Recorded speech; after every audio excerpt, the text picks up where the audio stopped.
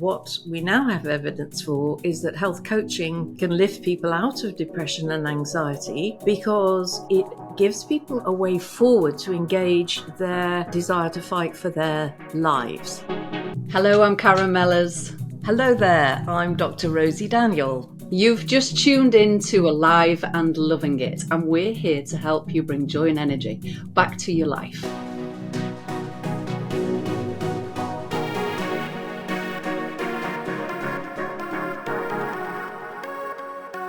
Well, hello, and thank you for joining us this week.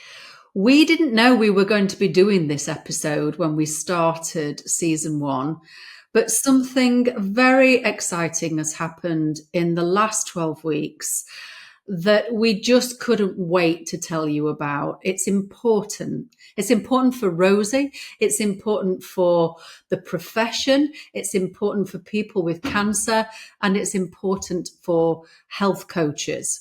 So without further ado, Rosy, tell us why I couldn't put you off from doing this extra bonus episode for everybody. Okay, Karen, thank you so much. This is a real magic milestone moment for me and the profession, as you say, because myself with American colleague Julie Bach and Isabella Natrins from the UKI HCA have managed to get an academic article published in a very prestigious international journal called Current Oncology Reports. And wow. Yeah. So it's a Springer article, which is about as good as it gets. It was Julie Bach, who's the chair of the American Society for Integrative Oncology Special Interest Group in Health Coaching. And we've been tasked, I've been part of that group, and we've been tasked to look at the evidence for the place of health coaching in oncology. Well, we've even astonished ourselves with the amount of evidence there is. And the paper that's come out last week is called The Case for Integration of Health Coaching Within Integrative Oncology, Needs, Outcomes, Models, and Standards. And what it's meant is that I spent about 12 weeks going through the literature, the evidence, looking at what's been gathered worldwide to look at the role of health coaching for people with cancer. And the evidence is huge. But more than that, I've had the chance to write it all down, make the case, be the lead author on this paper, and it's published. Congratulations, Rosy. I mean, this feels like such perfect timing for you. It wasn't on the cards 12 weeks ago. And it's at a great time for you personally. I know that you've been working so hard to get health coaching recognised by the industry. And tell us what it means, this. This is huge, isn't it? Well, it is such a validation of now 40 years' work. So I qualified in 1983. I joined the Bristol Cancer Help Centre, which is now Penny-Bron Cancer Care, in 1985. I worked there up till 2000, but some research we did in those final years was called Meeting the Needs of People with Cancer for Support and Self-Management. So we did focus group studies in 5 different cities with people with cancer and their carers. And we managed to create a paper way back then showing what these needs are, the massive gap in the holding and care and comfort and support for people diagnosed with cancer, and the random nature of people's access to the resources that are there. Now, this was in the 90s. Have things changed? In some ways they have. There's now an overload of information on the internet. But what I perceived at that point, because the people in the study were saying, you know, there's stuff out there, there's info, but what we need is a link worker who can help us understand where we are in this whole crazy map of cancer and cancer medicine and self-help. What is our next step? You know, what are the things that will make the most difference to us? So that was when, in my mind, the mentor or the health coach got born. And I started at that point, I wrote the Cancer Lifeline Kit, which was 3 workbooks for people with cancer and their caregiver. But I started training mentors at that point. And the idea was that my vision right back then was that everybody newly diagnosed would have a mentor from day one. Because what's been shown absolutely categorically is that at every stage of the illness and wellness journey, a coach can make all the difference. You know, I don't have to tell those listening that the diagnosis of cancer is the most shattering, heartbreaking life quake that can possibly happen. You know, it's probably for most people the worst thing that can happen, apart from a car crash or a, you know, diagnosis in a loved one. And sadly, at the moment, busy healthcare professionals, you know, they don't have the time, the space, the training to hold people as they fall. And coaches can be that missing link. You've been working for so long. This, Rosie. And I guess, you know, explain to me, because I don't know the world of publishing papers and things like that. But so this gets an accolade from the profession that we're serious, that health coaches can really make a difference. I mean, we know that already, don't we? But this really gives you that accolade. Well, this journal lands on the desk of every, or the PC of every oncologist in the world. So this right. isn't just UK, it's global.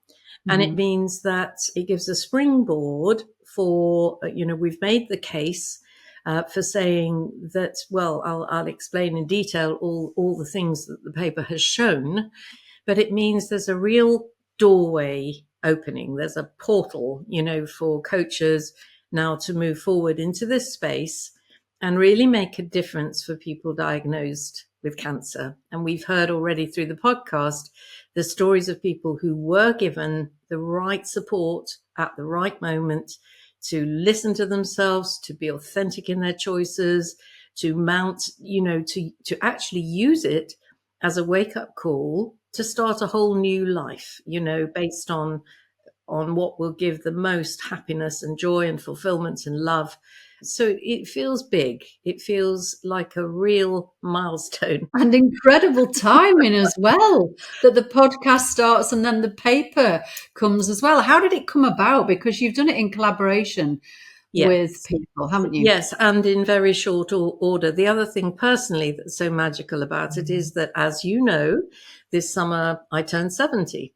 So, you know, that's a moment that some people might be thinking about having a little rest.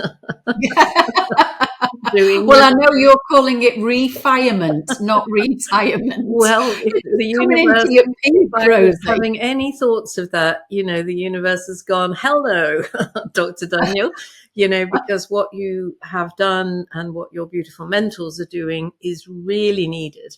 And this is all coaches. It's not just the health creation mentors. It's all coaches. We are creating a runway into the mainstream.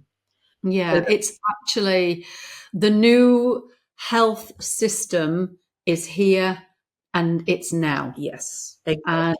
And, you know, I think the reason why we're so passionate about the podcast is we're playing our part in letting people know that and helping them to find who their health angels are, as I call them, you know, who is their support. Because don't do this alone. Yeah. That's what we're saying. You don't have to do it alone, and don't do it alone.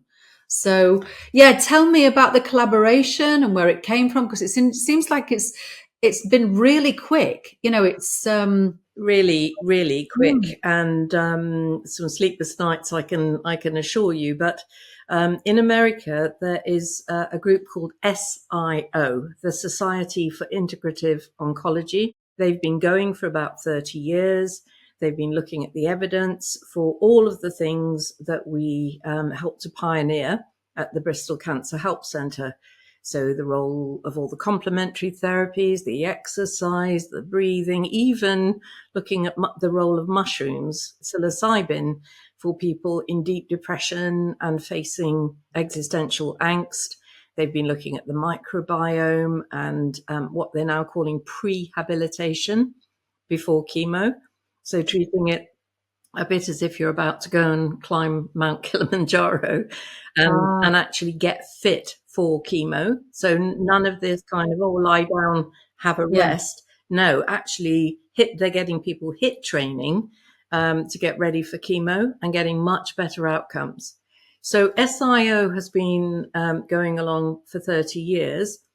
In Britain, we have BSIO, the British Society of Integrative Oncology. And what that's been doing is outing the holists within the NHS. So every lecture and conference of theirs I've been to, they've been super fantastic people coming out of the NHS, looking hard with hard line measures and studies at the evidence. So within the American SIO, they decided to have a special interest group looking at the place of health coaching. And the leader, Julie Bach, kindly came and amalgamated that with a group of us from the British Society and came with this amazing offer to create a Springer article. Now, she could have done that herself, but she did me the honor of coming on my training, which is called Health Coaching for People with Cancer, to see what I was teaching and saying and doing. And she gave me the lead author role. So because I've been pioneering health coaching for people with cancer really since 2000, she recognized that and kindly gave me this position. And that is the hallmark of a true leader. Absolutely. So beautiful to work in collaboration. A true academic who gives a platform to other people as opposed to taking it for themselves. Yeah, it's part of the changing system, part of the changing world that we're living in, that people who are in their own independent power are coming together now for the higher good. And it's a great example of that. So what does the article tell us then? Well, many things. I think I was impressed to see how far the whole field of health coaching is globally. We've mentioned some 8 different lead bodies around the world, including Singapore, and so it's really spreading. But the big thing is the power of health coaching to change people's state. Now, one of the things I was somewhat aware, but not completely aware, was how much, if we're depressed and anxious, how much it changes our recurrence level and mortality risk when we have cancer. So this is pure psychoneuroimmunology in action. Because if we're very stressed, very anxious, and very upset and depressed, guess what? Our immune system crashes. This is playing out in cancer today, right here, right now. Yeah. Now, what has been measured is, not surprisingly, that the levels of depression and anxiety are very high in people with cancer. But what we now have evidence for is that health coaching can lift people out of depression and anxiety because it gives people a way forward to engage their desire to fight for their lives. So if I said to you, if we were in the house together and we said the house is on fire, while we were adrenalized and looking for ways out, windows, doors, etc., we'd be adrenalized, but we'd be active and we'd be very powerful in that adrenalized state. Yeah. If, however, we discovered that the windows and doors were locked and bolted and there was no way out, our fear would spiral upwards into terror and despair and ultimately collapse. And if people are given the message, well, yes, you've got cancer and this is the prognosis, and the person says, well, what can I do to help myself? And the voice of authority says nothing. There is nothing you can do which will make any difference. Then, of course, that spiral into terror and despair occurs. But if you meet a health coach who says, well, actually, there are about 10 things you can do to make a difference to your mental state, to your health, to your fitness, to your toxicity, et cetera, all the good things that we do. And what's more, we could reframe and reprioritize, your life wishes from here on in, so that we could use this wake-up call and transform this crisis into an opportunity for a happier, healthier life based on real authenticity, becoming true to yourself. Then suddenly we've moved from despair and collapse into excitement and people coming alive. Yeah, so like you say, the health coach is helping people to change their state. Yes. But I think another thing, Rosie, is that it means that that person is not on their own, is not alone. Yes. And, I'm assuming that people with cancer don't always want to be talking to their family and friends about it because they're worried about the impact it's having on them as well. So to have somebody really close to you that you can say anything to, Yeah. and it's not going to upset them or have any repercussions, I mean, that must help as well. Indeed. And I've got, there are some 39 studies that I've cited in this article, too many to go into individually, but there's evidence for health coaching improving fitness. And one study, Riga et al., found higher fitness levels correspond with up to a 46% reduction in all-cause mortality. Wow. So, and then there's the impacts on sleep and on relationships and on mental health. It goes on and on and on. So almost every domain that's been measured, health coaching has shown the benefit. So the case that we're making is get the health coach right in the beating heart of the oncology team and get the people empowered and supported and authentic. So I can feel your excitement coming through the airwaves. It's reignited you, Rosie. It really has. Well, there's only that movie, The Loneliness of the Long Distance Runner, or, it's there's only so long you can go on sort of broadcasting the message, but it's landed, Karen. And I'm getting emails from all over the world from people saying, well said, well written, good work. And we've got a platform now. Well, you knew it was the truth, Rosie, so the fact that it's landing with those professionals, that must mean that they feel it's the truth as well. Well, And something has changed in it's the an field. idea whose time has come.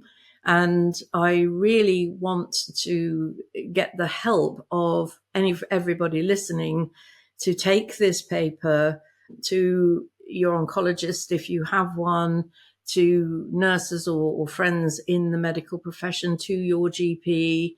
And if you're listening as a coach or mentor yourself, I am teaching a module for specialized health coaching for people with cancer. We're starting off again at the end of September, going through October and November. And this is a way for anybody that feels moved to help people with cancer to advance their skills and get prepared for, wading into that deeper water with people. Wonderful. So the link to the article then, that's going to be in the show notes. Yes. And we'll also be emailing that out to our community.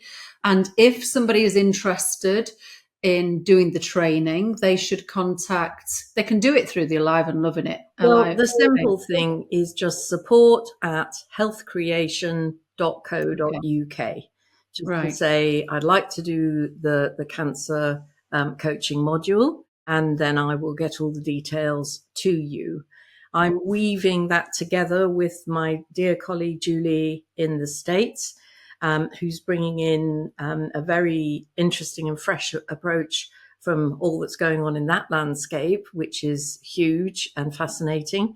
So there's just a great feeling that we're joining up with coaches around the world and making a breakthrough. Well, there's a lot of coaches that exist, Rosie. You've quoted a statistic to me about how many coaches there are, how many therapists there are. It's like this has been building in the background, ready for the time where it becomes, ready to be launched. Indeed. No, my favourite statistic of the moment is that there are more healers in the UK than GPs. Yes. More spiritual healers. So, the force for good that are all of the complementary therapists, the nutritionists, the psychosocial workers, the healers. We are a huge force for good. And this is all part of that network connecting up like a beautiful mycelium in Avatar, just a great big network of goodness that is there to catch people as they fall, put them back on their feet again. And let's remember, with health coaching, you don't have to wait until you have a diagnosis.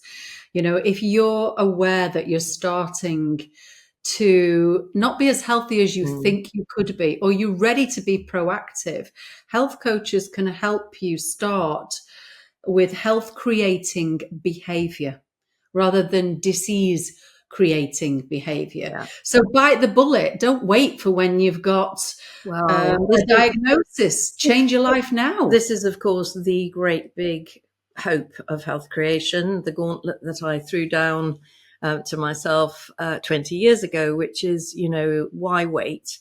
We can heal I have seen people heal from every single kind of cancer.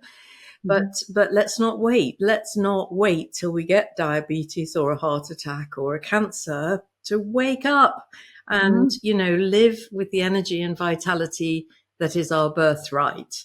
Yeah, I mean, there's so much data now that proves that the behavior that we have can either create health or it can create disease.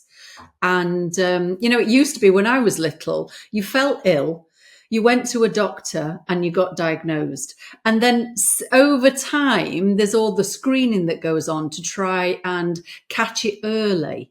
But what we're talking about here is really bite the bullet and live your life creating your health. Don't wait for the screening. Don't wait to be ill. Exactly. It's very exciting. And that's where the picture of health tool comes in. So I sort of see it like a pyramid. At the top, we're already ill, really expensive, life-changing, difficult. The screening band is still expensive. And the trouble is, if they find something, now I've got an illness persona. I'm a diabetic or I'm obese or I'm whatever. But the big band at the bottom is let's spot what I call our health defining behavior. How am I behaving today that's going to predict that I get the heart attack, the stroke, the diabetes, and change it? And this is, of course, where the motivational help of the coach is crucial. And somebody said to me yesterday, information is cheap, wisdom is expensive. And what he was meaning is, yes, we're now flooded with information on the internet, but actually we need that coaching to get us to the right point, to get us on the right page, to identify what is our next step, to help us co-regulate our nervous system. It's true that a lot of us are stuck in fight or flight. And to get regulation back, we need to take some action. We need to be in the presence of people who are calm and hopeful and full of love. Absolutely. And that's where your beautiful circles, your women's circles, and this fantastic retreat you're about to offer in Italy, just tell us about that, Karen, because that's your exciting news, isn't it, that you're about to do that? Yes, I think it's my 20th retreat. I never meant to do this. I fell into it. I blame my friend Shaz for asking me to help her, but it seems to be my purpose and passion is to open up as many spaces as possible. For me, it's just women's retreats at the moment, but anything is possible. But just to open up these spaces where people can, when they're at that point of change, Rosie, where there's equal amount of a heart's desire to be different, but enough fear to keep you stuck. if you're at that point and you come into a space where everybody else is changing and it's normal and there's little fear, it's just what you need. It's like the last ingredient to go, whoop, I'm in the new behavior now. So, Wonderful. and that's very rewarding to watch people transform in a week. The power of groups and circles to create that well, it's just magical. And back in the early days at Bristol, every week we had a new group of people coming, and there'd usually be 12 or so in the group. And the power of that group to witness the suffering, to hold it, to transform it, to melt it. It's like a melting pot, as people were sharing each other's stories, how that lightened and lightened and lightened the load that everybody was carrying. So it's funny you say about sharing stories, because there can be as much healing happen for a person who is listening to somebody else's experience as there is in sharing their own. Absolutely, because you come out of that sense of isolation. And this is the Buddhists have said all along that the illusion is separation.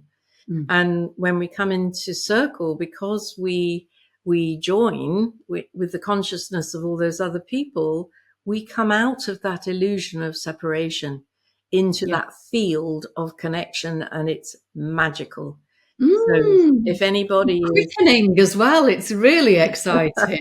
Wow. If anybody's tempted, these courses that Karen does are sensational. She's doing it with an amazing woman called Paula Petri. It's in beautiful Italy. And I believe you've got horses on your team. Yes, because if we have a desire to live in our knowing, to be present and to sense what is right for us and what is wrong for us, be in the presence of horses, because that's all they do. They can tell whether something is wrong for them or a person is wrong for them or it's good for them. And we have that inside us. We're just relearning. We're remembering. So equine therapy is very, very perfect mirroring. And this is, of course, the skill of the health coach. Not to be an advice giver so much as a mirror to help people hear their own wisdom. Because, I strongly hold that every one of us is the greatest expert on ourselves, but we don't get asked the questions. So, the coaches that I train, and you've done that training too, Karen, are really tuned to listen, reflect, listen, reflect, listen, reflect. And every time the person knows that and you've heard and felt, and they feel safer and safer and safer and more able to hear their own wisdom, and whether this treatment is right for them, whether this, to know their feelings about death and dying, and to tap into their soul well, if you wish, or their higher self. So yes, there's a lot of nitty-gritty roles that the coach plays, navigating people through all the pathways and resources, all that, basic stuff. But there's everybody that's got a life-threatening diagnosis has got that quickening process going on of being connected to their spirit, big spirit, and those deep questions of what is life, what is death, what do I think, what do I believe, what do I need? So a specialist cancer coach that I'm looking for to train are people with that big heart and that loving capacity to hold people so that they can hear their own voice. For a very long time, Rosie, those things would never have been spoken about. So the fact that they're being named now and they're brought into the light, and the people with the diagnosis can have a proper conversation about it, instead of it being wrapped in shame it's an exciting time to be alive. And one of the paragraph that I'm the most pleased with in the article is the final one, because I talk about the ethos of the health coach and the setting.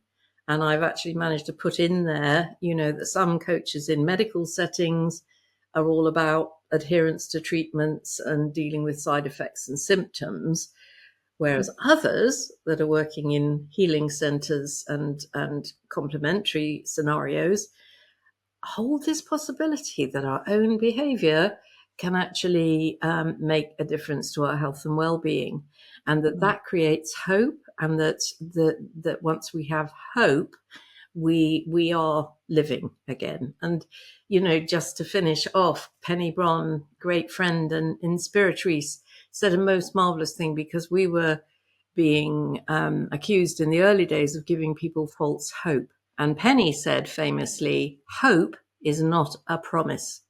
Hope is a state of mind required by anybody that's life-threatened to live day by day. So we've got it all on the table. Amazing. What a great time to be alive, Rosy.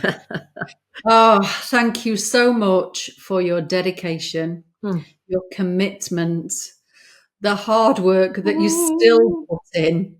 Please tell me you're going to have some time off in August and look after yourself. I'm getting cross with you if you don't.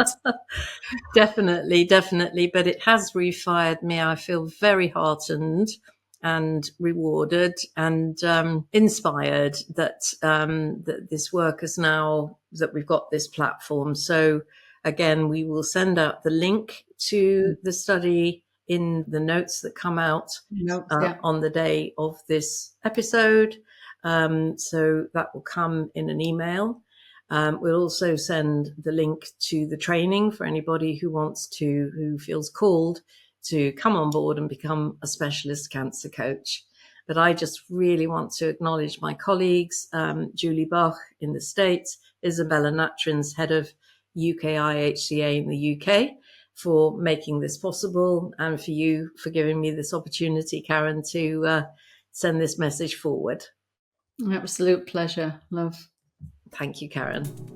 Thank you so much for joining us on this episode of Alive and Loving It. We really hope that today's conversation has sparked your passion and showed you ways to open up into the vibrant life that's possible for you.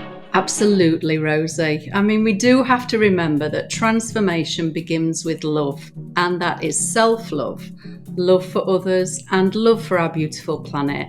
When you embrace love and you just allow yourself to receive as much as you give, you unlock the fullest potential of your life. That is the truth, Karen. And we're here to support you every step of the way on your journey. So if you enjoyed what you heard today, please join our community and check out our trainings and our services, such as my Dr. Rosy Daniel clinic and Karen's beautiful women's circles and retreats, and the events where we can all go deeper together. And do please send us your feedback. We want to hear your ideas for the podcast, who you'd like us to interview, and the questions you want us to ask and get answered. Through the contact page on our website, just go to aliveandlovingit.org. I've really enjoyed reading them. But when you're there, be sure to sign up for our newsletter and updates. And what about following us on Instagram as well? We are at Alive and Loving It Community. Once you've signed up to the newsletter, you'll receive extra notes from today's show and more inspiration to help you live your most vibrant life. Thank you for being with us. Keep shining, stay true to yourself, and remember, this is your time to live your fullest, healthiest life. So until next time, keep doing what you love most in life. I know Rosy and I will be. We're so excited to connect with you on the next episode of Alive and Loving It. And we welcome you with open hearts to our Alive and Loving It community.